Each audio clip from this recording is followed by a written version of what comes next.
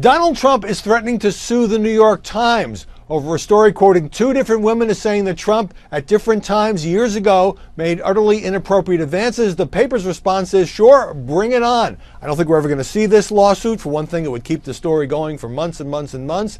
And for another, it would open up Donald Trump to discovery and depositions. But it has changed the nature of the campaign, and it's not just the New York Times. There are multiple women now coming forward with stories about Trump. The People magazine writer, in a first-person account, describes in her words what happened when she was interviewing Trump and his wife Melania 11 years ago at Mar-a-Lago for a story, a kind of a loving and touching story about their first wedding anniversary. This woman says that Trump kind of pulled her into a room, pushed her up against the wall, and kissed her and said, "We're going to have an affair." You know that, don't you? Now, Trump is denying that. And at a rally, he attacked the People magazine writer. He attacked the New York Times. In a statement, he's talking about coordinated character assassination. Let's go back to the Times story for just a minute. The paper got both of these women on the record.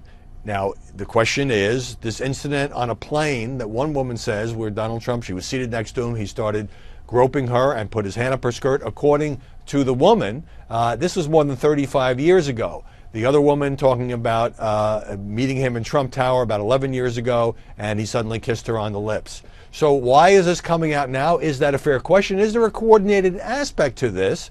And on the other hand, if you kind of dismiss it and say, well, this is old stuff, and who knows if they're telling the truth, both women in the New York Times story, it says at the bottom of the story, are Hillary Clinton supporters, then how do you then turn around, if you're sympathetic to Donald Trump, and say, but you know, these stories about Bill Clinton and what happened in the 80s and 90s with Paula Jones, Jennifer Flowers, Juanita Broderick, Kathleen Willey, those are really important stories to consider, even though it's Hillary Clinton's husband, but we shouldn't consider the allegations of women against Donald Trump. The problem is all of this is sending the media and the campaign in general, and probably the next debate, into a kind of a tabloid territory where we're getting further and further away from discussion of jobs and taxes and healthcare and terrorism.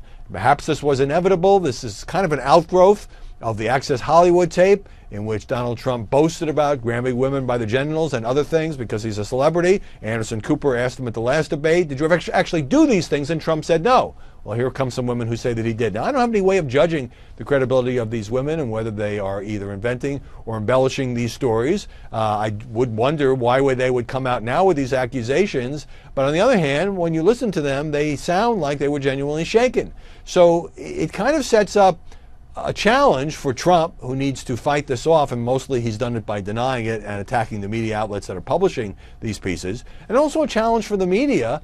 How much oxygen do we give this? How seriously do we take it? And if you are going to make a very big deal out of these women accusing Donald Trump of sexual misconduct, then how can you then say it's not fair game for Trump or anyone else to bring up the, in some cases, confirmed sexual misconduct of Bill Clinton when he was president or governor, and in some cases disputed sexual allegations? All of which is making me wonder, this has got to be the ugliest campaign ever.